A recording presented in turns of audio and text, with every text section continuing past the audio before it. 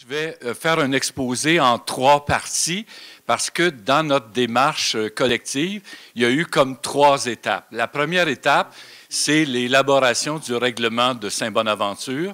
Effectivement, la grande aventure commence le 30 juin 2011 quand le maire de la municipalité me contacte pour voir comment on pourrait réagir face à ce qui était perçu par les citoyens et les citoyennes comme un danger immédiat. Souvenez-vous que c'était l'époque où les sociétés gazières envahissaient de façon quelque peu sauvage les territoires municipaux, souvent sans même donner d'avis aux municipalités. Alors donc, on va travailler pendant 3 mois avec des collègues, Maître Jean-François Girard, le professeur Jean Etu, professeur titulaire à la Faculté de droit de l'Université de Montréal, ma collègue Céline Marié, qui est également ma voisine, et on va travailler sur la base de 3 critères. On voulait d'abord que ça soit clair que la municipalité a véritablement le pouvoir d'agir comme elle le fait. On voulait que ça ait été testé au sens où, effectivement, les tribunaux supérieurs, la Cour d'appel et la Cour suprême du Canada avaient validé la compétence de la municipalité. Et on voulait que ça soit justifié au sens où nos connaissances scientifiques actuelles nous permettent de penser que si on établit une distance séparatrice donnée, elle va véritablement protéger nos sources d'eau potable. Alors, on a donc travaillé pendant 3 mois. En octobre 2011, Saint-Bonaventure a adopté le règlement. Et là, immédiatement, premier coup de semonce, le 28 décembre, entre Noël et le jour de l'an, le gouvernement publie le premier projet de règlement sur le prélèvement des eaux et leur protection. Et là, on s'aperçoit qu'il n'y a rien véritablement qui concerne le danger que représentent les hydrocarbures. Alors, très rapidement, on avait rencontré les élus de la MRC de Drummond qui nous avaient dit, bien, écoutez, le règlement de Saint-Bonaventure, c'est intéressant, mais comme le gouvernement met ça à table un projet provincial, pourquoi est-ce que vous ne faites pas des amendements au projet provincial? Ainsi, on protégerait tout le Québec.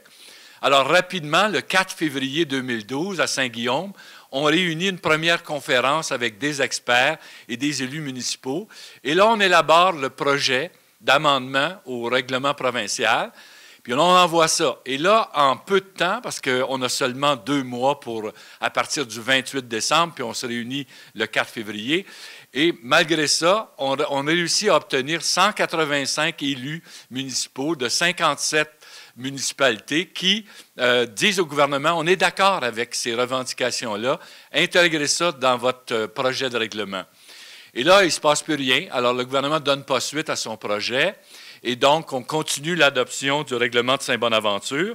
Et ce qui fait qu'en novembre 2012, on est rendu une quarantaine de municipalités qui l'ont adopté. Et là, on est contacté par Gaspé, qui effectivement, la ville est aux prises avec Petrolia, qui veut forer dans un quartier résidentiel à 350 mètres des maisons. Et effectivement, là, la bataille de Gaspé commence et effectivement, on va développer dans la région ici, un peu partout, l'UMQ, la FQM, les maires un peu partout dénoncent cette agression contre la ville de Gaspé et donc on commence à développer le soutien. Et effectivement, on va, pour la première fois, le 18 mars 2013, le collectif scientifique, on va rencontrer les fonctionnaires du ministère pour leur faire part de nos préoccupations, leur disant, écoutez, les données scientifiques qu'on a nous montrent que à des distances près de nos sources d'eau, il y a des risques considérables. Là, qu'est-ce que vous voulez faire? Est-ce que vous voulez faire des forages conventionnels ou non conventionnels? Là, on s'aperçoit que le gouvernement ne sait pas tellement où est-ce qu'ils s'en vont avec tout ça. On fait nos représentations, mais ça ne donne pas véritablement de résultats. Et là, effectivement, le ministère, finalement, n'interviendra pas dans la cause et le juge Moulin va invalider une partie du règlement de Gaspé en février. En riposte, 5 jours plus tard, les municipalités vont se réunir et vont mettre sur pied le Fonds intermunicipal de défense de l'eau qui vise justement à mutualiser la défense. Lorsque une petite municipalité est poursuivi, bien, effectivement, il faut que les autres municipalités, on se serre les coudes de façon à empêcher là, des précédents dangereux. Alors donc, à l'automne 2013, on est maintenant 70 municipalités qui ont adopté là, le règlement. Mais entre-temps, en mai, il y a eu un changement de gouvernement et en mai, on a un deuxième projet de règlement sur le prélèvement des eaux où là, cette fois, on a des distances séparatrices, mais ils sont excessivement réduites. Il s'agit simplement de 300 mètres de nos sources d'eau potable. Et là, on va réunir une fois encore les élus municipaux à Saint-Bonaventure pour discuter de qu'est-ce qu'on fait avec ce projet-là, qu'est-ce que vous en pensez. Le collectif scientifique, on fait, Chantal, Céline, Marc, les deux Marc et moi, on fait des exposés. On a présenté notre analyse de ce qu'il y avait dans ce règlement-là et les municipalités l'ont rejeté. Alors, donc, on continue, les municipalités continuent d'adopter le règlement et là, effectivement, il va y avoir finalement un changement de gouvernement. Je vais très, très vite, là, mais changement de gouvernement.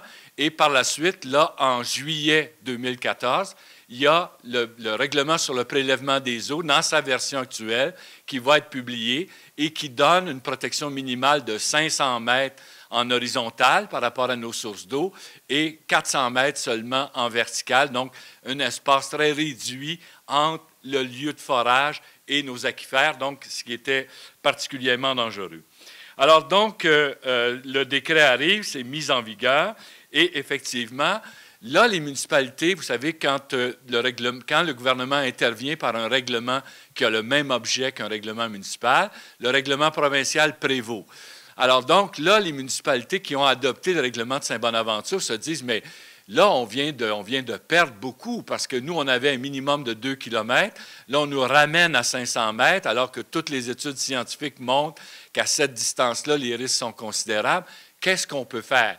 Et là, il y a une disposition dans la loi sur la qualité de l'environnement qui permet effectivement aux ministres d'accorder ce qu'ils appellent une dérogation pour permettre de déroger à la norme provinciale et donc d'imposer des normes plus sévères. Alors donc, on se dit, bien, compte tenu de ce nouvel élément-là, on va effectivement faire cette demande de dérogation. Et là, effectivement, il y a, pour nous encourager, je dirais, au mois de décembre 2014, arrive le rapport du BAP qui a, pendant des mois, analysé les conséquences de l'usage des techniques non conventionnelles d'extraction des hydrocarbures et qui dit au gouvernement, vos distances séparatrices n'ont pas de bon sens, sont dangereuses, vous devez les revoir. Alors là, on est encouragé parce qu'il y a des experts qui opinent dans le même sens que nous que c'est trop dangereux à cette dimension-là, à cette distance-là. Alors ensuite, évidemment, là, on va examiner ce que c'est que ce nouveau règlement-là. Le collectif scientifique va donc publier son rapport et on va commencer effectivement à essayer de convaincre les municipalités d'adopter cette requête-là qu'on a demandé au collectif scientifique et au collectif juridique d'élaborer. Donc, on a élaboré cette nouvelle norme. On l'a envoyée dans les municipalités. Les municipalités adoptent cette norme-là, adoptent des résolutions, ce qui fait qu'au bout de ligne, rapidement, on en arrive à plus de 300 municipalités qui réclament effectivement de pouvoir élargir les zones de protection. Et là, le gouvernement va nous envoyer ce que le maire de Restigouche, M. Boulet, appelle une balle courbe. Il va nous dire que, bon, c'est très sympathique, votre résolution, mais on aimerait voir un règlement. Alors là, le collectif scientifique, le collectif juridique va se repencher à nouveau, va réélaborer un règlement et qui va être envoyé dans les municipalités. Donc, là, on rentre après le règlement de Saint-Bonaventure, après l'étape d'une requête commune. Là, on entre dans la portée, si vous voulez, de l'adoption du règlement comme tel. Et là, le gouvernement, lui, continue de cheminer vers l'exploitation des hydrocarbures, ce qui fait qu'au mois de juin 2016, il publie sa loi sur les hydrocarbures qui laisse beaucoup de portes ouvertes aux compagnies gazières et pétrolières. Et donc, on lance ça le dernier jour de la session parlementaire. Les parlementaires mettent ça dans le serviette puis s'en vont en vacances, ce qui est normal. Ce qui fait que moi, quand je fais une tournée provinciale puis que je rencontre beaucoup de comités de citoyens un peu partout au Québec, il y a souvent dans mes salles des députés qui n'ont aucune idée de ce qu'il y a dans le projet de loi sur les hydrocarbures. Ajoutant encore une fois l'injure à l'outrage, là, on convoque une commission parlementaire au mois d'août et on invite 27 des 30 groupes invités sont des groupes qui sont plutôt favorables à l'exploitation des hydrocarbures. Et effectivement, on va, par la suite, si vous voulez, on va réunir la conférence de Drummondville, une des premières conférences de Drummondville, pour examiner tout ça. Puis effectivement, là, le ministère va nous faire une espèce de petit spectacle là, en 2015, au sens où ils vont nous dire que, bon, si les scientifiques des municipalités sont présents, on n'y va pas. Alors là, c'est de la négociation pour ne pas perturber toute la rencontre. Et certains d'entre vous ont participé à cette rencontre-là où, effectivement, là, on nous apprend que vraiment, le 500 mètres, c'est à partir de la tête de puits et non à partir de l'extension horizontale. Alors, ça veut dire que là, on est vraiment très, très près des sources d'eau parce que, vous savez, ils forent verticalement, puis ensuite, ils s'étendent horizontalement, puis là, ils font la fracturation. Donc, on se rapproche là, de façon incroyable des sources d'eau potable.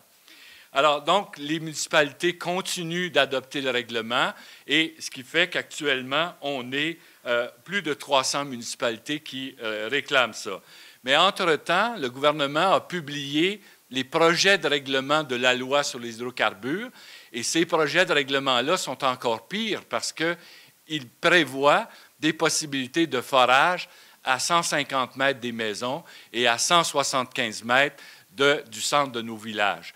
Alors, c'est vraiment incroyable, et vous avez peut-être vu cette semaine que l'Association gazière et pétrolière accuse le comité de pilotage de manipuler la population.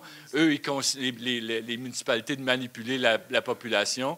Eux, ils considèrent que 100 mètres, c'est amplement suffisant. Mais vous vous rendez compte, faire un forage avec fracturation hydraulique, c'est des centaines, voire peut-être un millier de camions qui amènent le sable, l'eau, les produits chimiques à 150 mètres des maisons ou à 175 mètres des villages. C'est ahurissant complètement. Mais heureusement, là, cette semaine, il y a comme, je sais pas, une grande illumination qui a saisi notre gouvernement, et notre ministre de l'Environnement a fait des déclarations vraiment intéressantes où elle nous dit qu'effectivement, pour elle, les hydrocarbures ne veut rien savoir de ça. Elle nous dit que les distances séparatrices prévues dans le règlement sont trop étroites, qu'elle est inquiète par rapport à ça. Donc, il semble y avoir, et espérons que c'est le cas, une évolution positive là, qui va dans le sens de véritablement comprendre qu'on n'a pas d'intérêt ni économique ni autre à s'engager dans cette exploitation-là. D'autant qu'au Québec, si on avait de grands gisements d'hydrocarbures puis qu'on pouvait tous devenir riches, on était l'Arabie saoudite du Nord, bien, peut-être qu'on pourrait discuter. Mais la réalité, c'est qu'on n'a que des gisements la plupart non conventionnels, donc il va falloir utiliser des techniques non conventionnelles d'extraction. Puis ce sont des gisements marginaux. Et vous avez vu là, cette semaine le rapport d'Équiterre, ça nous coûte 300 millions par année de subventions diverses, de soutien à cette industrie-là, qui ne rapporte rien. Anticosti, ça nous a coûté 92 millions. Et on n'a rien, on n'a absolument rien, sinon donner des compensations à des compagnies pour qu'ils aillent faire des trous ailleurs. C'est ça la réalité. Alors donc, je conclus là sur le fait que la démarche des municipalités, c'est une démarche historique qui dure maintenant, qui progresse, qui gagne des appuis dans la population. Je pense que les gens commencent à réaliser que ce qu'on réclame, c'est simplement le bon sens qui le commande et qui s'appuie aussi sur des connaissances scientifiques parce que, et je termine là-dessus, dans la dernière année, on a publié, notre collectif, 2 grands rapports sur les conséquences de l'usage de ces techniques-là. Et notre dernier rapport montre particulièrement pour la santé des résidents, parce que quand on habite près d'un forage, bien là, les problèmes de santé commencent, puis ce n'est pas des problèmes mineurs, là. C'est des problèmes pulmonaires, mais c'est aussi des cancers fulgurants. c'est des problèmes pour les enfants à naître, pour les femmes enceintes. Alors, les études là, montrent des considérations très, très inquiétantes. Et dans ce sens-là, ça justifie amplement la démarche que les municipalités mènent depuis maintenant plusieurs années. Merci.